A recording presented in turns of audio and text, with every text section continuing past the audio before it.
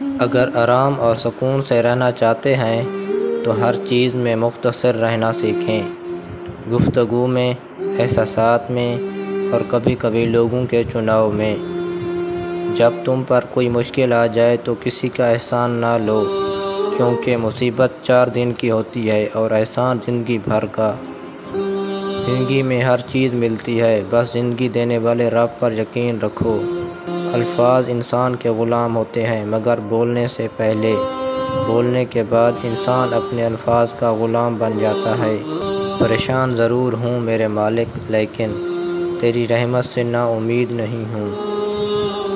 آنسوں کا ایک قطرہ دنیا کی ہر چیز سے زیادہ مہنگا ہے، لیکن کوئی اس کی قیمت اس وقت تک نہیں جان سکتا جب تک وہ اس کی اپنی آنکھ سے نہ نکلے۔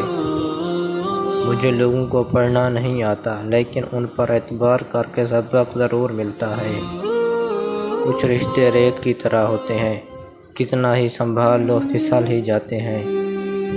کوشش کریں جہاں سے گزریں ایک اچھی یاد، اچھے الفاظ، اچھا رویہ اور کچھ میٹھی یادیں چھوڑ کر جائیں۔ ممکن ہے دوبارہ آپ کا وہاں سے گزر نہ ہو۔ میں خدا کو سناتا ہوں اپنا حال دل، میں زمین والوں پر بھروسہ نہیں کرتا۔ الفاظ کی تلخیاں میری وضاحت کے قابل نہیں، میرے سکوت کا تھپڑ کافی ہے ہر گستاخ لہجے کے لیے۔ اگر محبت کر کے خوش رہنا چاہتے ہو تو انسان سے نہیں اپنے رب سے محبت کرو۔ پلٹ کر جواب دینا بے شک بری بات ہے، لیکن سنتے رہیں تو لوگ بولنے کی تمیز بھول جاتے ہیں۔ بس اتنا یقین رکھیں، ہم جو کھو دیتے ہیں قدرت اس سے کہیں بہتر ہمارے لیے پہلے سے چن رکھتی ہے۔ زندگی کی ٹھوکر بڑی نرالی ہے، جب بھی لگتی ہے کسی کی اصلیت دکھا دیتی ہے یا کچھ نہ کچھ سکھا دیتی ہے۔ اگر تمہیں لگتا ہے کہ زندگی بس تمہارے امتحان لیتی ہے تو سنو، یہ غلط فہمی ہے، فقط غلط فہمی۔ دوسروں کے ہاتھ جو ہے اس کی آس نہ رکھنا، یہ سب سے بڑی دولت مندی ہے۔ مانگتے وقت الفاظ سے زیادہ کیفیت پر توجہ دو، کیونکہ تم جس رب کو پکار رہے ہو وہ تمہارے بے زبانوں کی بھی آواز سن لیتا ہے۔ یہ دنیا مکافات عمل کا نام ہے۔ آج کسی کی راہ میں تم پتھر رکھو گے تو آنے والا وقت تمہاری راہ میں پہاڑ بن جائے گا۔ کوئی کبھی پیچھے مڑ کر نہیں دیکھتا کہ جس کو پیچھے چھوڑ آئے ہیں وہ کیسے جی رہا ہے۔ اگر زندگی ہے تو کس بنا پر، اگر مر گیا تو کس وجہ سے۔ جس چھاؤں سے عزت نفس زخمی ہو، اس چھاؤں سے دھوپ بہتر ہے۔ تمہارے والدین تمہیں بچپن میں شہزادوں کی طرح پالتے ہیں، لہذا تمہارا فرض بنتا ہے کہ ان کے بڑھاپے میں ان کو بادشاہ کی طرح رکھو۔ ایک شخص بن کر نہ جیو، بلکہ ایک شخصیت بن کر جیو، کیونکہ شخص تو مر جاتا ہے مگر شخصیت ہمیشہ زندہ رہتی ہے۔ اپنے حقوق کا دفاع خود کرنا سیکھو۔